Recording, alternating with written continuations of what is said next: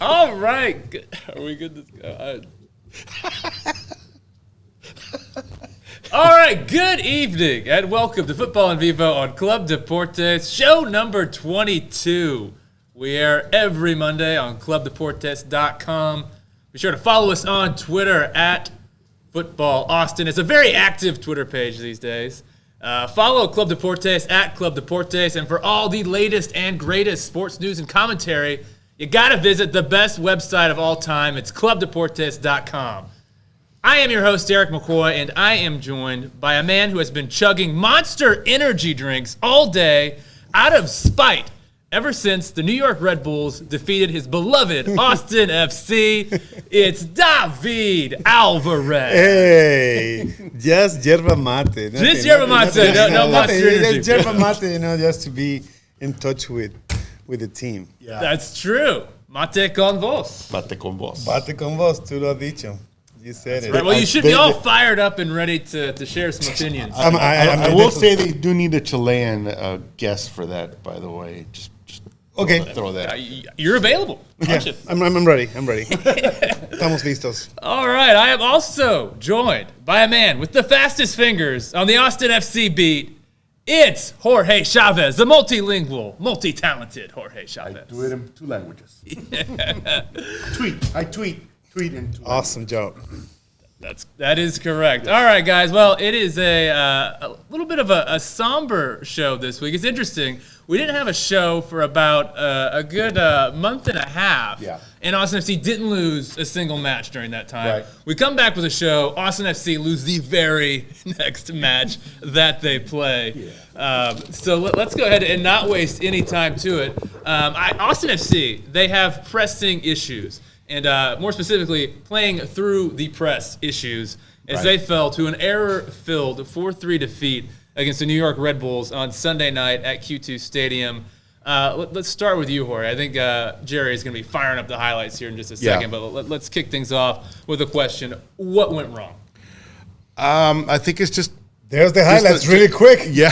Jerry, he's on it. He doesn't waste any time. No, mess up. I think it was just a bad day. I mean... I think. Well, this is not. It's an awful day. Look at this. Like, we began with this with the throw in that they couldn't control, and then this was a beautiful goal. This was was a gorgeous offsides, goal. It was offside, but it just showed what New York is all about. They are all about that. And there were 2 of these before this. So there were 2 shots offside. Were fired. Yeah, for sure. They came prepared, and it's not so much that Austin played bad. Who loses the ball there? That's Ring that loses that ball. Lost the ball. Would be the captain. That's Ring. The captain loses that ball, and what happened? Awful. Look at the goalie. That was also offside, my God, by the way. He goes with the left and instead of going with the right hand to save the ball. To be clear to our viewers, this was waived offside. No, but that was awful by the goalie. Like this, look at he goes. Awful. Bad news for even you. Worse. It's about to get worse. You go with the left, go with the left, and go with the right, and then he loses the ball. And again, we lost another ball here. Yeah. Oh, another ball. Recurring Who's that? theme. Lima. No, it wasn't Lima. That was Felipe. Yeah. That was Felipe that lost the ball. Yeah, I mean, Felipe lost the ball. Almost all 4 goals really came off of bad sequences for Austin FC. Yes, they were careless. They didn't take care of the ball well. So Tarbell did not play well. No. And Coach Wolff in the press conferences told us that he knows. This is awful. That was the worst own goal I've seen in a long time. Yeah. Come on, Andrew. That was bad. That was awful. And another loss. Lima give the ball to who? Felipe again. Oh, deja vu. He loses the ball, and Cascante loses the power battle over there. So it's like 2 errors over there in that goal. Yeah, but this was beautiful by Sebastian Rusi. Like with so many people in there. That was just full of legs, and the ball was able to go in. The normally docile press box did kind of erupt on this Rusi goal. It was a perfect, but it was exactly through the legs. But honestly, it looked like a hopeful Ring ball. Again. Look at that Ring give the ball to the middle. Yeah. And then, oh my God, Gabrielson is that doesn't have any belly in there. But Yeah, he but didn't- it was actually Ring's fault.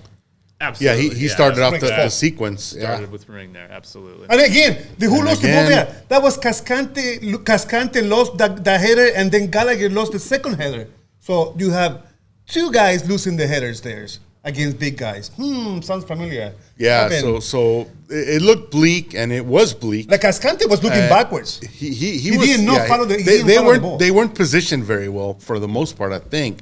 And But this was an amazing. I couldn't believe this is what Drews is all about. I think Austin owes this guy, a statue. What I have done. Jorge and I each said goal of the season. Where is your I mean, take it's on a this one? beautiful, gorgeous goal. I mean, he puts so much power on it. He's like a left. Don't make me get the I mean, chicken of he indecisiveness out looks already. like- Is it the goal of the season? Or not? Honestly, he looks like a righty with a lefty style. Like he can hit the ball really hard. Like that ball is a knuckleball. That's a knuckleball. Yeah, that's a knuckleball. So that there's curved. so much power. Yeah, that curved. And then that pass, it curved the pass, and that Chilena. yeah, I mean, he was in 2 goals and in the assist. the assist. Yeah, Yeah, I mean, this guy played by himself. Like that's what we need. We need company. We need Drusi. We need somebody with Drusi, because obviously some people weren't present today. And I mean Sunday, not today, but everything lingers. But the goalie, awful. Andrew, I mean, Tarbell was yeah. not his finest hour. I I mean- mean, it's good to have you back. You're a little too happy last week. This is the David we know and love. yeah. This guy right here. Okay, there's a lot to unpack here. I think we've heard many of your thoughts already, David. So we're going to get more as we progress. But I'm going to direct a question to Jorge here. I think as we saw in the highlights there, I think one of the themes of this match was Austin FC really struggling to play through that high Red Bulls press. And I actually think this is something we've seen throughout the season from Austin FC, where they have struggled to play against teams that do like to engage them high up the pitch. Why do you think that is? Why do you think Austin FC struggle to play through these high-pressing teams? I think one of the things that we kind of need to also analyze is really Red Bulls. This is how Red Bulls have traditionally played. They're always high press, and it's one of those type of teams that really can play against what Austin presents. Austin loves to have possession from the back, and that's where the press is. And so if those 4 guys in the back are not in sync like they were on Sunday, this is the result. Because we talked about it in the press box that there was a 4-1 loss against the Galaxy, and it was not the same. No. It was very different game. It was different type of loss, because that one was more. They were pressing, and LA Galaxy sort of stayed back and were very opportunistic about, and they did a lot of counters. That's a 4-3-3, right? That we had, and the front line is supposed to be the weakest line. That's what the Wolff said later. It was basically the same team, but even Felipe admits that he had a bad game. He did not. He had one game. He had one clear shot that he just totally messed up. He gave out 2 goals. He gave up 2 goals, and he missed a goal, and he got a yellow card. But unfortunately, and we talked to Gabrielson as well. This is a theme that could come back and bite them. That the last 3 games they've gone down. They were down 1-0 against the Dynamo. They went down 1-0 against Dallas, and they went down 2-0 against Colorado. Against New York here. So they have that bad tendency, and it's something that they really need to address. Because they have the confidence to come back, and they nearly came back. As bad as they played, Austin FC nearly came back. They do have a lot of fight back. Yeah, so they don't quit, but they don't need to put themselves in these holes necessarily. You got to start better. What do you think it is, David? Why do they keep getting off to these bad starts? I mean, why can't they just play the first 45 the way they're playing the last 20?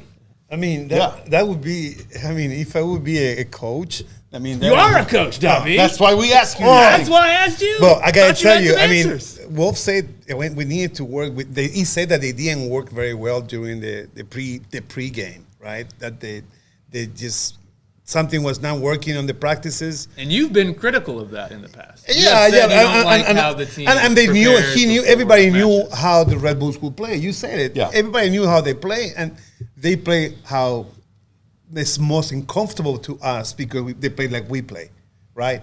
They play like Austin play, like aggressive football. The first line is the one that needed to be taken care of. Seems like the team, like really the aggressive team was New York, and we were expecting that, but they keep going at it because we made so many mistakes. So I think the point is, it's like Austin, we kind of laid back us. Oh, we know how to play this guy. Really, we didn't learn with LA. We didn't learn with San Antonio because I was looking at all the stats from those games when we lost those games. Big numbers, guy. And usually we always have more possession, but we didn't have enough shots on goals. Like the other teams had more shots on goals The than us. possession last night was 78% for Austin FC to 22%. But for New shots York on Red Bulls. goal is what is the most important. Yeah, and right? Austin FC, I don't know what the shots on goal were, but they had 14 shots to the Red Bulls, 13. On goal. So they have more shots on goal than we did. So that's Doing more with less possession. way more goal, way less possession. That's ridiculous. And like, Yeah, and like I said, yeah. what are you doing? I mean, and then it shows like at the beginning the team was nervous and the goalie wasn't ready. Is that what it is? Is it nerves, you think? I mean, a lot of overconfidence too. Before the game, Fagundes was saying that the heat is going to affect them. You know, the people is going to help everybody. You know, it's a different thing coming to. But no, it did not affect because in New York was as hot as in here, so it was very hot humid. everywhere, right? So it did not work out for us. So it was not a factor in the game. Obviously, what was a factor that we weren't ready and the team was making way too many errors, which is happening every time. Yes, and I think that's been a recurring theme in this. It's mental mistakes, right? It's Tarbell making the mistake on that shot. We seen Stuver make an error as well. And the early error, in game we against didn't even Orlando. make when it was not even they call it offside, right? Yeah, that should have been a absolutely. goal. Two errors. He made 2 errors in one play. Yeah, those 2 offside goals, they should have made Austin FC aware Should have been a of wake-up what call, right? they're 2 wake-up capable calls. of doing, Yeah. and they just did not adjust. There were bad passes all around. But it's the same errors. Like I have it's to the same errors. I have to say, Felipe Martins made the same errors in the other game we lost. Same thing, and now he did it again. I don't know why we trust him when you can trust him with teams that are more in the mid table, but don't trust him in these big games. You can't trust him against You the can. bigger You teams, have you have Pereira there playing way better. Why you don't have Pereira there?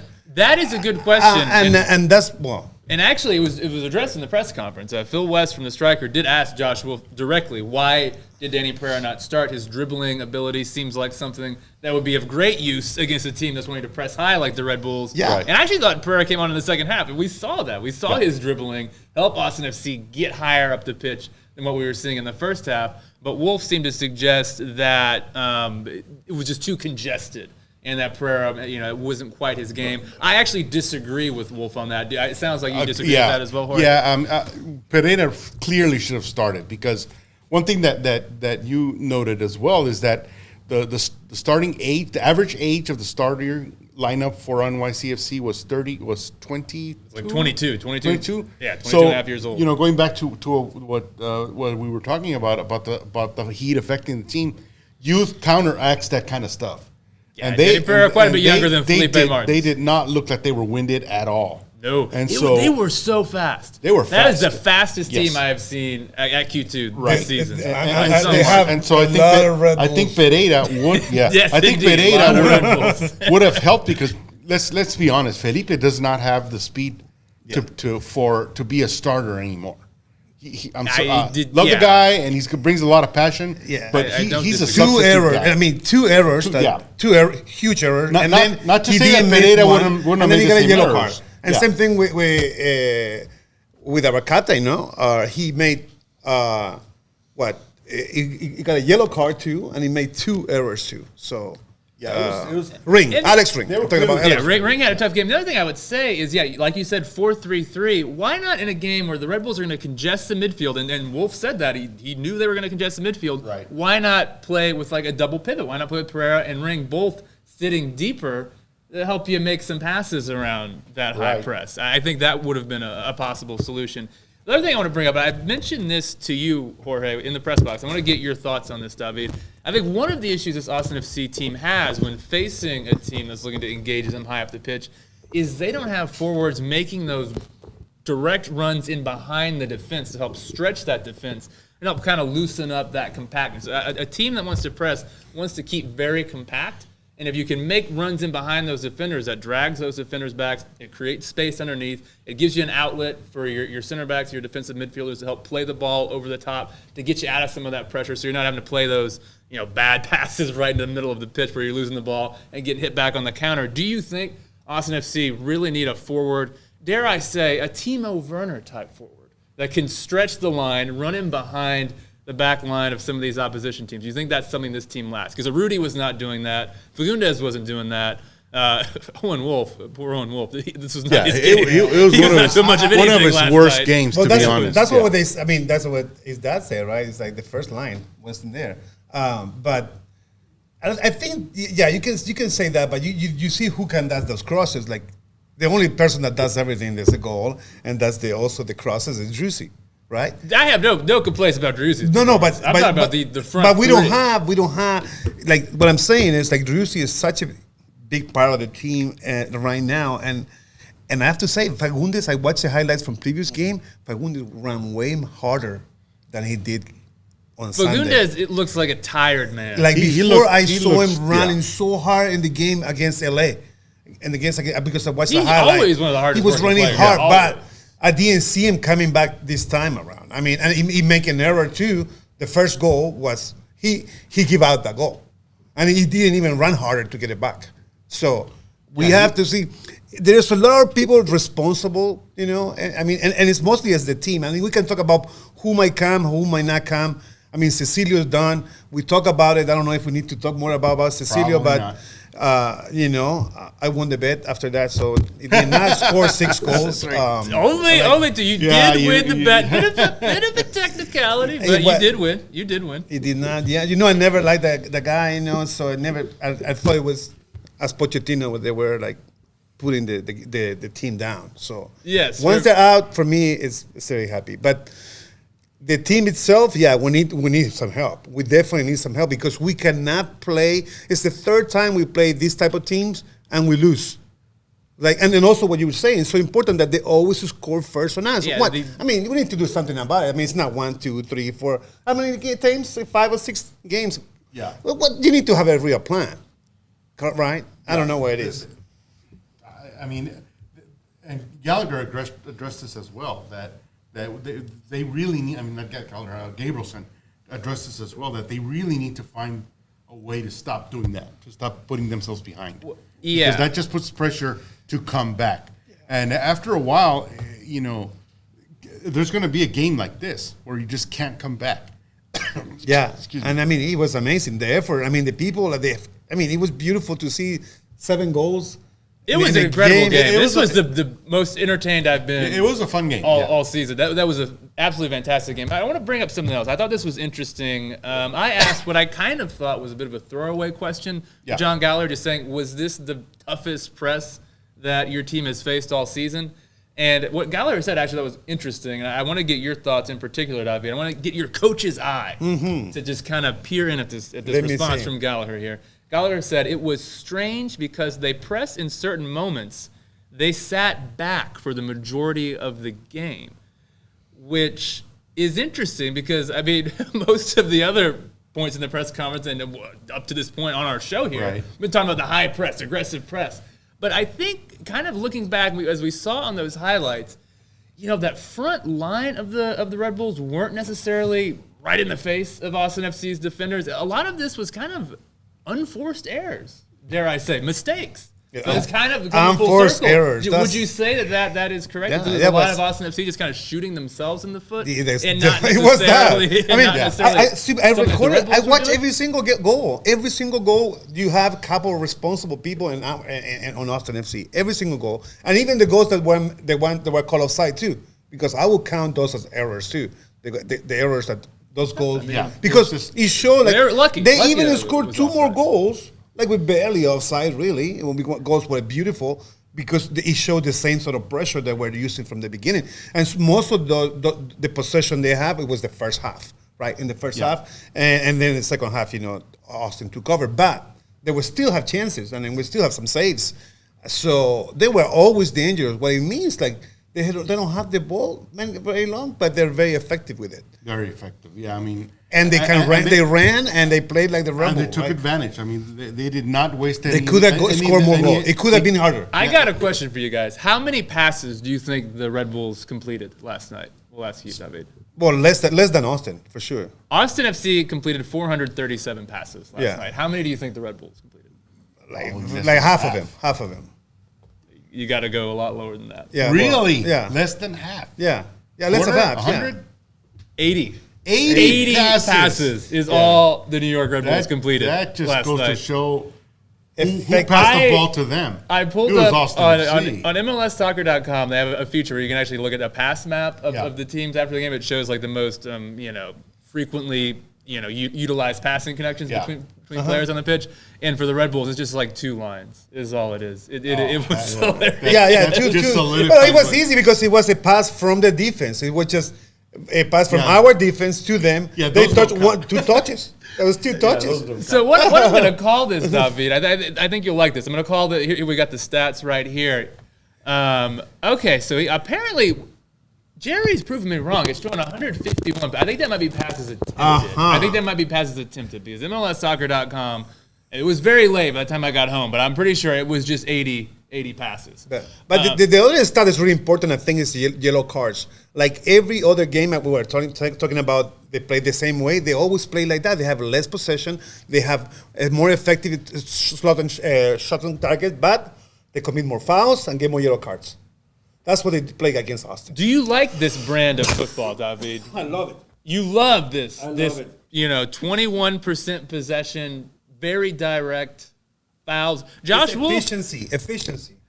Josh Wolff was a little, dare I say, a little bitter in the post-match press conference. He mentioned how little the ball was actually in play. That's not a problem to you when watching this style of football. That just the lack of the ball in play, just none of those pretty Barcelona. You cannot say you have 80% possession of the ball, and you got 83% pass accuracy. I mean, you had the ball. It's interesting. You had the ball. When you look at those stats, you would think this was like a Mourinho parking the bus kind of match, but it wasn't that at all. I mean, Red Bulls were high. They were engaged. It's like Chelsea playing Arsenal. High up the pitch, yeah. High on Red Bull, perhaps. But I think after a while, they sort of did just park the bus. Yeah, they let Austin FC have the possession all day that they wanted because they already had the lead. What's interesting, and that's what happens when you fall behind. You let the other team play along all they want with in the second half, in the second third, just as long as you cover the front third, and you're fine. And that's exactly what they did. What's interesting is I think you saw, we pointed this out in the press box, Jorge, towards the end of each half, they tend to look like they got a little tired. Yeah. The Red Bulls. Right. Got a little tired. And so you get, that's when Austin FC, they scored at the end of the first half. Right. And they had the big push in the second half. It seems like when you play a game, any game, and the win is going one side and you get the win, I think they play with the win the first half. Right? It's just like a... Getting into meteorology. David, yeah. wow. That's a comparison. Picking up a few hobbies in our hiatus. Because they were too hot. Actually, it was too hot for them anyways. It was too hot. It was temperature-wise if you're not used pretty to miserable. If you're not used to playing, it's going to affect you. That is That's why correct. Colombia always play in Barranquilla. But that's a different thing. So I got okay. So we were talking about Austin FC and the fatigue on a player like Diego Fagundes. The guy looks like he's just had too many miles on his legs. But someone who could be helping with this is Washington Carrozzo. Yes, the Chilena. No bicycle kicks here on Futbol and Vivo. No. Only Chilenas. Yes. The Chilena assist. Yeah. Jorge, how would you rate Carrozzo's performance overall? And do you think this is a player that is going to help Austin FC as we move deeper into the second half of this season? Well, I actually asked Josh Wolff that very question. And he you asked some very astute questions throughout the press I conference. talked to him and I talked to Washington Carrozzo afterward. And Josh was very pleased. He said he didn't know that Carrozzo would have that bicycle kick in his arsenal. But now that he knows that he can do it. That's a bold move, right? Your first MLS appearance, and you're going to go for a Chilena? That's audacious. That's some confidence. I mean, he tried. Although he admitted after when we interviewed him that his shot was meant to be on goal. Yeah, a little bit off. I was going to call it the greatest assist in MLS history, but apparently I need to back off. He tried to score, right? Definitely tried to score. But just the confidence that he has and the speed that he provides, I think is going to be very, very useful. He admitted that it's obviously MLS is not the same as Liga MX. Looks sharp in the jersey there. He looks good, he didn't put any mud on it, so. For those of you that know, his nickname is Manchita, and which is But anyways, okay. So he did say that MLS is different, obviously, than Liga MX, so he still needs to adjust to that league, to this league actually. So it's a little more physical, a little faster than he's used to. I think that surprises a lot of players, the physicality of MLS. Right. Gabrielson kind of talked about that a bit in the press conference as well. And that really is why it took so long for him to be able to get into a game, because they just need to acclimate him to what this league is, to what the culture of the club is. And I think this is as good a debut as you can get. Yeah, I thought he was extremely lively. That was interesting, too. Austin FC had kind of moved into a bit of a back five towards the end, and he was kind of in a left wing back role, which is not probably the role he's going to be in for most of his time here at Austin FC. But he played it well, and I think he was a big part of Austin FC's danger towards the end of the match. How did you see it, Davi? Were you impressed with why? There it is, there it is. Beautiful shot. And just so you guys know, a little inside information here. This is Jorge Iturralde's favorite player already. He thinks the world of Washington Carrozzo. He's actually going to get that framed and hung up in his house. Yeah, we'll see it right there. Probably right there. He's going to get one framed right there as well. But we know Iturralde loves him. What do you think of him, David? I mean, the fact that he did that, at the beginning, the first game. You gotta love a guy that'll do a Chilena, right? You gotta love it. You gotta love it, and then we know that when he's here, he said it clearly. I mean, he loves the city. And I think he loves the team. I mean, imagine you have most of the team; they're all fellow South Americans. Like 80% of the team, right? It's like so he feels at home, and everybody's no Chileans yet, though. Not Chileans yet. There's some the coach, some of the coach. Chilean flag shows up at Q2 sometimes. Yeah, but overall, I think that is a great news and also the fact that he wants to play for Ecuador for the World Cup. Like that's the goal. Do you like that when a player comes in, David, and it's not about I want to help Austin FC win an MLS Cup, but it's like no, I want to impress my national team's coach so I can go to the World Cup. Do you like a player having an individual goal like that as the first thing he highlights? Well, yes, I have to say that usually for most players, not for Vela, to play for the national team is a priority. Not for Vela, right? It's a priority to play. I cannot as long as you can see, as long as you can see yourself and see that you can make it to the national team, is the more important thing for most players in the world. Some countries like the U.S. It's not so into that. I'm not saying that everybody, but it's like you opened up a can of worms there. I'm making some assumptions over there, but. It is so important. So it's really, it's more important to play for the team. You want to play for the team and have fun, but if you're going to play for the national team and you get a chance to show off and make sure that you might get a call, Yeah. For his sake, he should have said he meant that as an assist. And it couldn't be better than to show off in Austin FC, the team is second in the division, in the MLS, the 4 points behind LA, and a team that is filled the stadium every time. The people love the team. You don't see that with any other games, and the music and the support.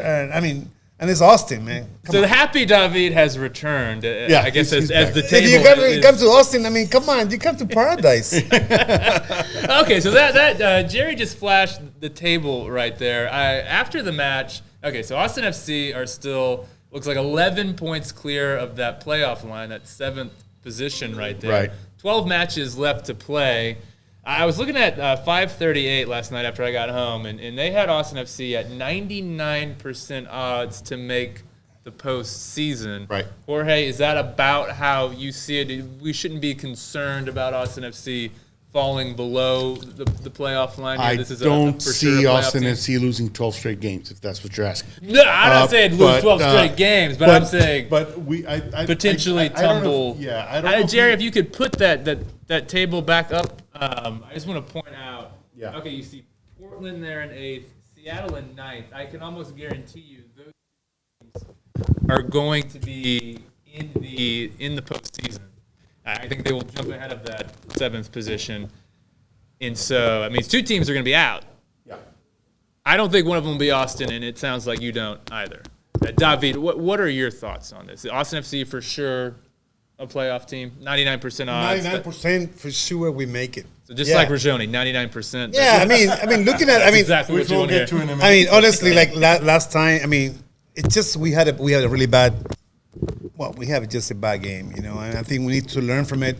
And there is like a situation where we don't no longer have a space for a designated player. So the future is looks bright. I mean, the way we play, the style of play is established already. So any good addition to the team is gonna create a big impact. But I mean, we need to be happy that we have Sebastian Rusi here. You can say Sebastian Rusi is playing, and then you can invite anybody in the world. If Sebastian Rusi is playing with you, because the guy is a star. Yeah, it is a star. He has been in the MVP talk for a while now, and I think he just made his absolutely deserves to be team of the week. This time around. So I know he tied the MLS lead for goals. And he's at 13 goals. 13. Goals. So. And assist, he has like he's a legitimate star in MLS, and so but the thing is that you can't really just rely on him. Yeah, that's what happened with the game. What happened in the last game? Right, and it gives me confidence that he can take over when necessary. But just like Fagundes, he needs a partner. Sometimes he needs a break, and if Driussi, God forbid, goes down with an injury or extend a little bit of time, Jorge. This team is done for. But if we looked at the table, we have 41 points.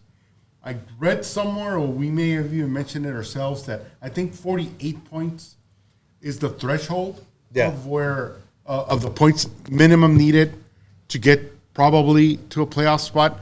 And Austin FC is already 41. LAFC is at 45. But the way the team has been playing, and seeing the other teams play too. Right. I mean, do you see that 99%? I think is 99.9%. Yeah. I tend to agree.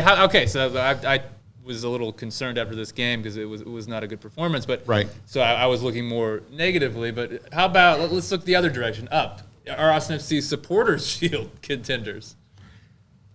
Yes, yeah. I mean, they're not that far away from LAFC, but at the same time, LAFC have one heck of a roster. This was a game Gareth that Austin Bale FC scored his first goal. First goal. LAFC, It was not the finest thing in the world. That it wasn't world class, but a bit of a daisy cutter. Guy knows where the goal is, and he shot it there, and it went in. So, but as he gets more acclimated to the team. And the other guys that the other DPs that are not DPs that they're going to add, hopefully, they are going to make a run. They are, and if other teams can't keep up, I mean, I guess we can talk about it in a minute here. But all the other teams including in New York City FC, we just lost Tati Castellanos. They need to replace that guy as well. Absolutely. That was an odd thing that they did, loaning him out to La Liga side that just got promoted. Yes. By the way. Bit of a strange. It was odd. I'm not yeah. sure if there's some sort of friction there, but it was weird that he left. So they need to keep up. We need to keep up. Red Bulls need to keep up. Philadelphia needs to keep up. And frankly, I don't see it happening. I don't know if the rumored 99.99% signing of Rigoni is the answer, but they're going to pay him money to be the answer. So we'll see. Yeah, that is interesting. So I guess anyone who's not aware, Cecilio Dominguez, his contract terminated. So on Saturday. No longer an Austin FC player. That should be making room for Rigoni to come on in and be that third DP for Austin FC. It's been 99%. It's like when you're waiting for the video you want to watch to load up, and it gets all the way there, but just doesn't quite move. Yeah, there's the tweet. So hopefully by next week, mutual agreements are always good. It's good. Yeah, mutual agreements. Mutually agree. Better than disagreements. I think it's fair to say. Dominguez ended up with Santos Laguna, so that's great. Everybody came up with something. Wow. Verde. It goes from Verde to Verde. So loves green. Okay, so hopefully next week we'll have a Rigoni to discuss in full. It's got to happen by August 4th. That is the transfer window deadline. But I want to just kind of briefly, as we just saw with Cecilio Dominguez, as his contract terminated. Right. We had a little bonus segment last week, and we talked a lot about Cecilio kind of off the pitch, a lot of those issues. I know none of us are fans of that, but I want to discuss on the pitch. How will you remember Cecilio Dominguez and his time with Austin FC? We'll start with you, Jorge, because I know how David is going to remember him, but I want to know how you. I remember the flopping more than the goals. that just got tired after, I know I know the reason he did that is to try to help the team, but to me that broke a lot of the flow of the game when you do stuff like that. If it was like a critical time in a game, and that's just gamesmanship. When a little touch here and there, and you go roll around like Neymar, sure, but he would consistently do it at the most inopportune times, and it just wasn't helping the team. It's always frustrating when you have a player who's looking to dive first instead of stay on their feet and try and actually go for the goal. Or right. the I mean, when diving is your first thought. Right. I don't mind a dive. I'm with you. I don't mind a little gamesmanship. But that's your first instinct. Right. Is to go for the dive. I don't care for it. David, have the floor. How will you remember Cecilio Dominguez and his time with Austin? I mean, overall, I think it's great memories with Cecilio. Overall, because I mean, take it that it is, because do you see, like, we got him. Everybody was excited. We got him and the Paraguayan. We're two Paraguayans, right? It was like such a big deal. Lord Redes. The first two sightings. Rodney Redes. Everybody was talking about them and trying to follow Guarani, and I watched some Guarani. Into the culture. So it was really like, MVP. And then we saw, in America, he didn't play that good. And we saw that he was not really reliable player. He had some good times before. He had some good games. He had some good games, but overall, this seems like that what you say, like they tried to fake.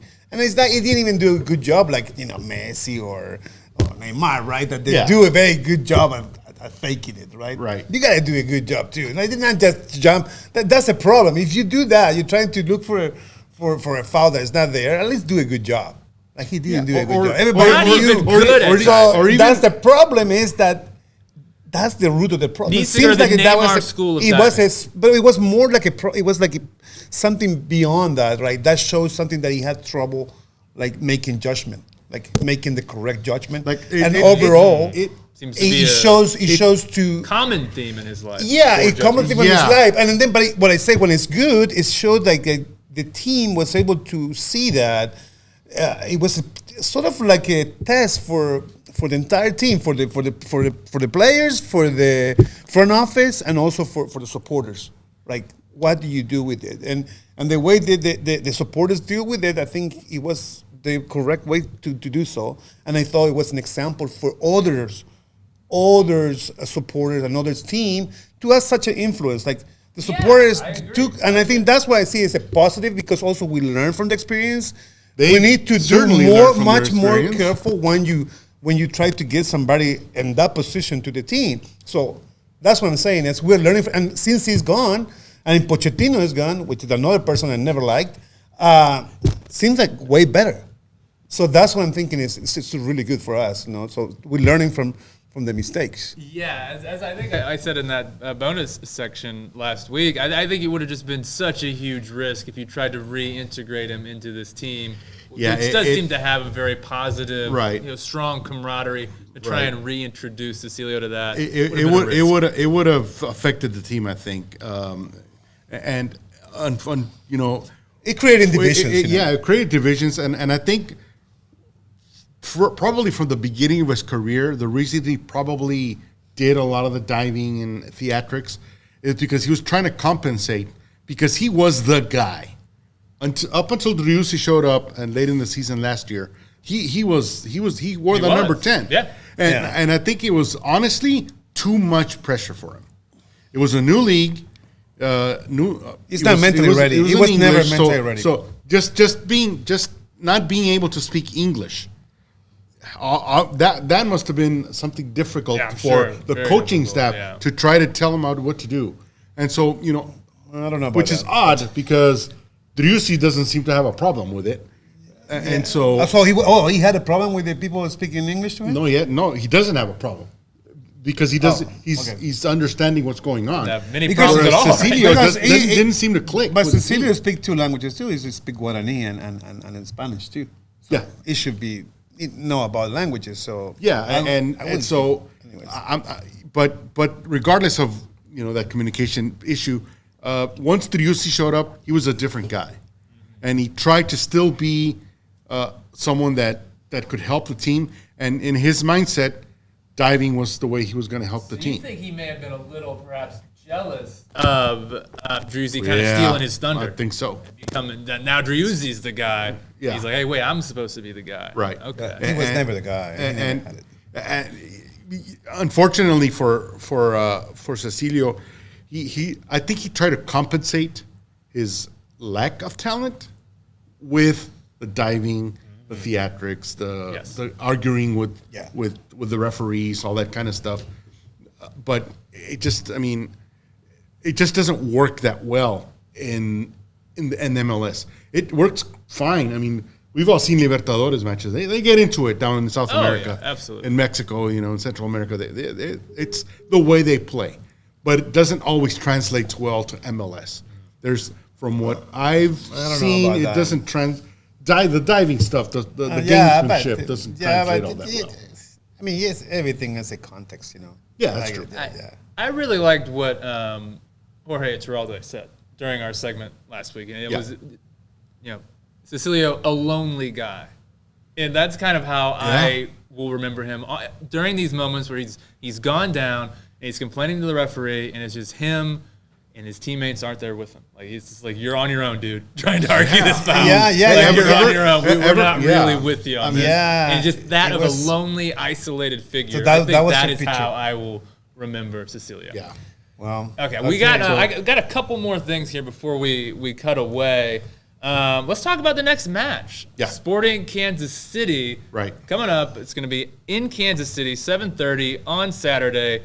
Let's get some predictions. Yeah. Now, I'm going to give you guys a little context here. Sporting Kansas City are very bad. Yeah. They are in last place shape in the Western Conference. Yeah, they have only shape. scored 19 goals. That is the fewest in Major League Soccer. They have conceded 40. That is the second most in Major League Soccer. So on paper, this seems like just the medicine Austin FC need after this Red Bulls defeat. How do you see this one going, all right? Give us a prediction, and if I may, the return of the now appropriately green chicken of indecisiveness. The chicken of indecisiveness. The chicken of indecisiveness. I might have to make roommates with that guy, because I I feel it's a trap game. Really? Yeah, I feel it's a trap game that, like anything, it depends who the lineup is. Stuver wasn't there. He missed the Emmy presentation where he was nominated to be SB Muhammad presentation. Ali. Yeah, the SB that was Eric Goodman had the same slip up Yeah. last night. Anyways, He's got a TV show that we don't know about. Yeah, and so he wasn't able to travel. He didn't make the game today. He actually did suffer some symptoms of COVID-19. So it depends on his availability because Tarbell. It was rough. It was rough, and it depends on his mindset, and it also depends if they're going to start Felipe again or not. I think it's going to be good for this team. I mean, with this team, Felipe is fine. I would start. I would give Corroso an opportunity to start. I think so. I mean, Fagundes needs a rest. This is the game to do that. Fagundes needs to rest, and you know he did provide a spark. And Wolff said that himself, that Manchita provided a start for. So I say give him a chance. And if I think it all hinges on if Stuver comes back and if Pereira starts, then it doesn't matter who's up front. I think they'll be fine. So I belatedly, kind of nervously think they'll come out 2-1.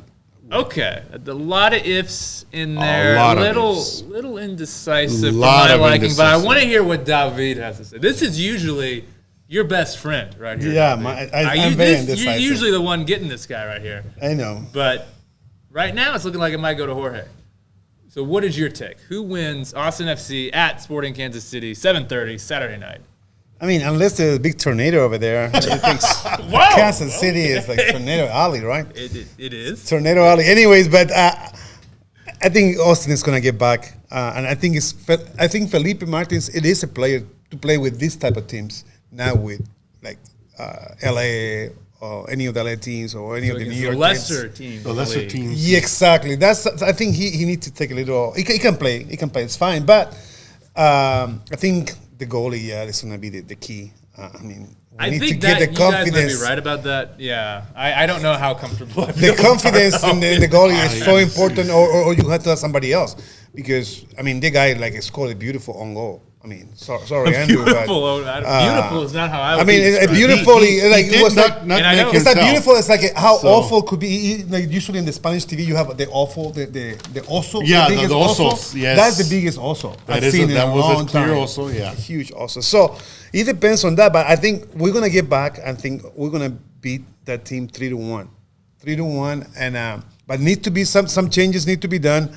Don't forget that Kansas City had to play a U.S. Cup game in the midweek. That's right. So- yeah, Call, that's David. right. Doing So- pre-show research. I And love so it. they have midweek, so Absolutely. there depends how important is that game for them. And I mean, that could be one of the factors. Probably of the very game. important because I don't think they're kind of Sacramento, they play with Sacramento. That'll be good. A the little game- USL versus Oh, MLS. USL, Yeah, yeah. That'll be It's good. the- That'll it's be the- fun. yeah. So we'll see what happens with Kansas, but I think we're still gonna get the win. If Sebastian Rusi is healthy, he can make 2 goals and an assist. We could take on all comers with That's Sebastian right. Drusi. That's Okay, true. so unfortunately, Jorge, I'm going 2-0 Austin FC. I think you were the most indecisive. David's Yeah. predicting tornadoes and everything else. So that's pretty bold of you there, David. Yeah. Okay, real quick before we leave, I want to bring up one final question for you guys. So I was listening to one of my favorite podcasts, the Total Soccer Show. I'm a big fan of the show, and they actually had a question on one of their shows last week where it was basically the listeners of the show, they get to write in questions. Yeah. And so they answered a question, and I want to pose this same question to you guys. Okay. I think this is very relevant to our interests here on this show. And so the question that they asked, the question that they answered was, is Josh Wolff the next great hope for American managers? No. And I think they said the question came from David A.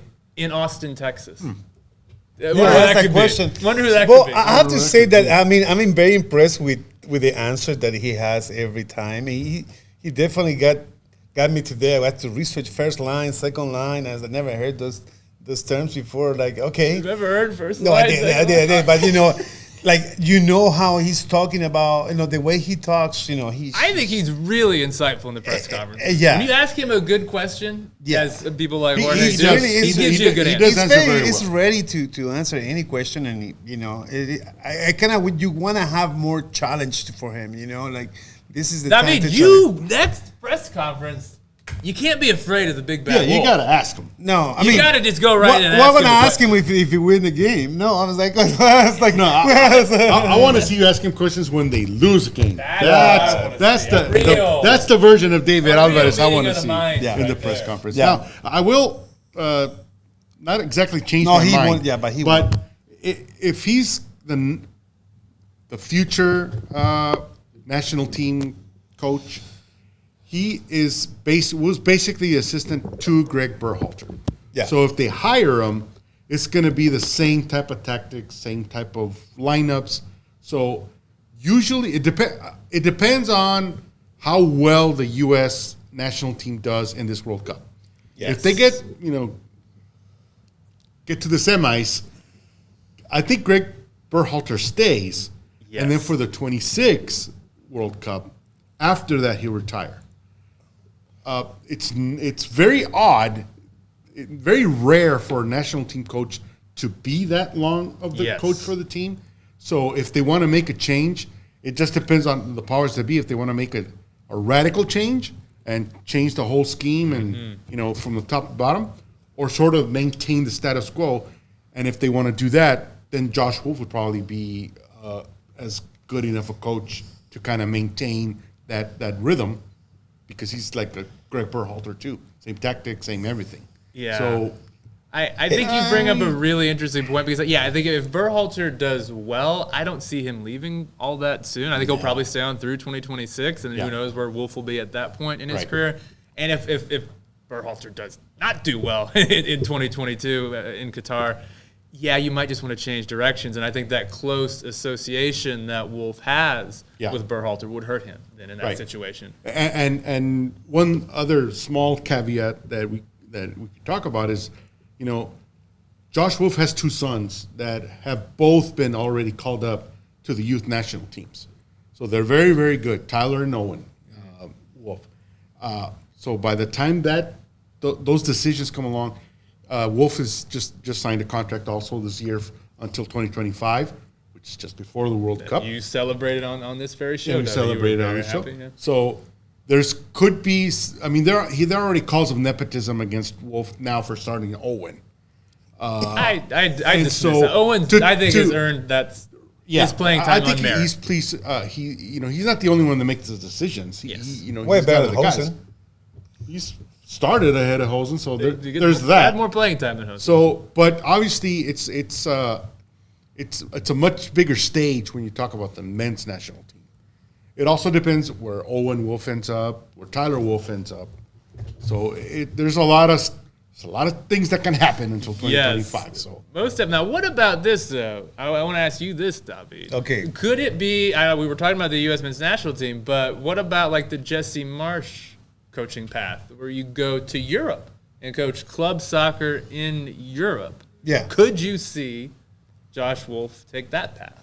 I mean, why not? I mean, you learn from the mistakes. Like, you can learn from what happened on Sunday. If Saturday, we get the team to win, means that he learned from the mistakes, that happened in this game. So I believe that he has enough time to do that. I mean, he could be.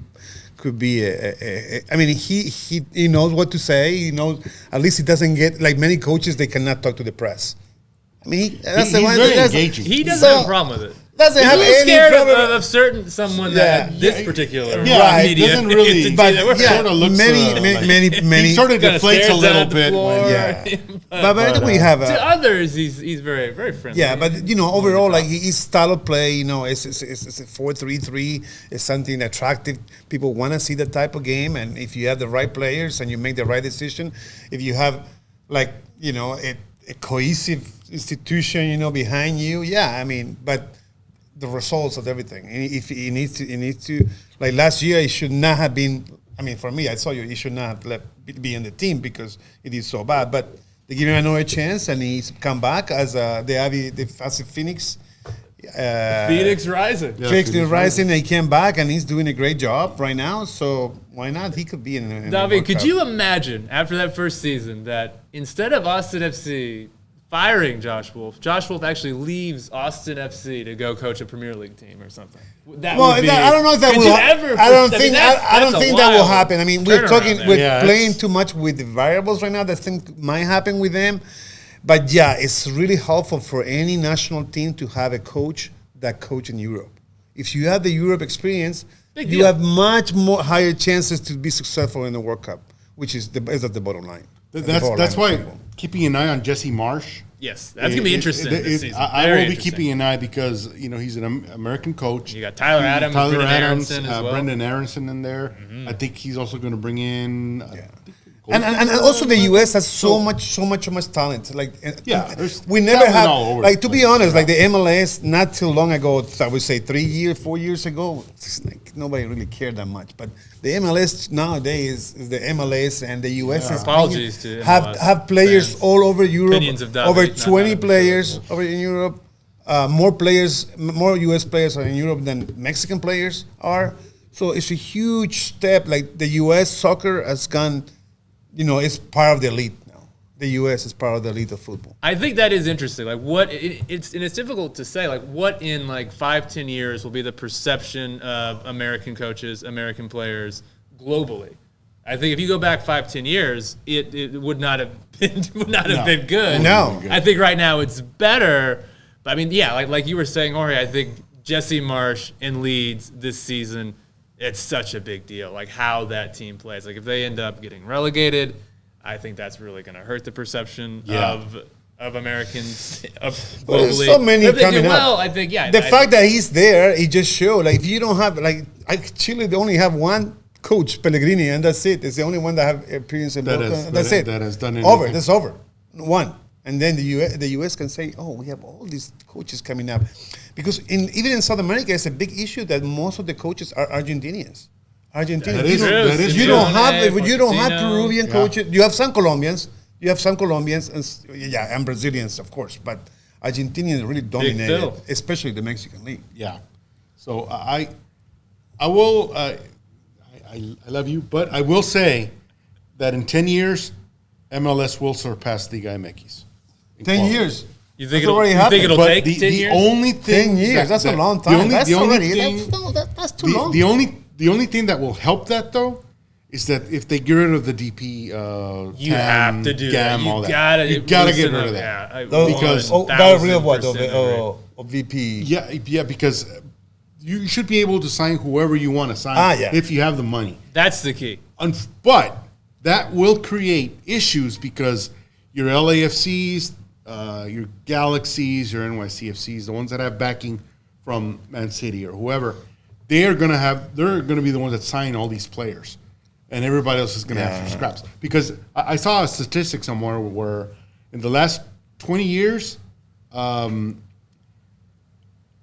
Premier League has only seen 5 teams that have won the cup. That's it. There is no parity. There is no parity. Does not exist in there pretty or in much La Liga. most of European soccer does not exist. I mean, in the last 10 years, Leicester City probably the one that sort of but threw in there some stuff. Look, I tell you got your but the Mexican League does have that. The Mexican League, if you compare it with them. How many years do you think you said 10 seems like that was too long for you? Too long because we already had the Conca Champions League, right? We just had it. And Seattle? I feel like that's didn't Seattle win? They did. They did win. We talked about it on this very show. And they're not even in the playoff. But I'm saying they won, but there were a lot of MLS teams that went pretty far, and they've been going far. They've been playing the finals LAFC very was close common. last year. So it's not that far, and then you can see it because like those players like Gareth Bale decided to play with LA. I mean, they say, well, he may have offer from Pumas but Pumas got Alves, right? Dani Alves. But then you got all the other teams, like I'll say the Brasileirão, the Brazilian league is really like getting stars playing, in their teams. All the Brasileirão. So we have so much talent. Yeah, and I don't think it's a time thing. I think it's about the roster rules. I think you loosen up that, it could be within 5 years. It could be within 3 years, because you're right there. But until you do that, I think Liga MX is always going to be ahead. We're about to run out of time here. I just want to leave our viewers with one final thought. So we talked about Josh Wolff possibly going to the U.S. men's national team. Talked about him possibly going to Europe. There is a third path that I would like to bring up, and that's the Chilean national team, perhaps. On the recommendation of David Alvarez, he goes to the Chilean national team. How great would that be? Oh, that would be amazing. It's amazing. Think of the content. The best Think of the Futbol and Vivo content. No, because you need to follow, Marcelo Bielsa, was the one that started the situation there. So he was a natural. He knows how to talk. He knows how to talk to the press, and that got in there. I mean, that's number one thing they need to do, and then of course play an attacking system. That's what he's doing too. So why not? And the good thing is why not to have it? Why not? And the good thing is that by the 2026 World Cup, it'll be 48 teams. So the path for Chile to get back to the World Cup is going to be super easy. Just like the Colombian. They just like the Colombian. They probably just need a couple of wins here and there, and they're in. So Wolff can handle that. You've heard it here first. Josh Wolff for the Chilean national team. All right, guys, it's been fun. Appreciate it as always. Thank you to Jerry Lopez. Incomparable work behind the boards there. Thank you to Club Deportes, clubdeportes.com. Go there every day. Thank you to our viewers. We'll do this again next week.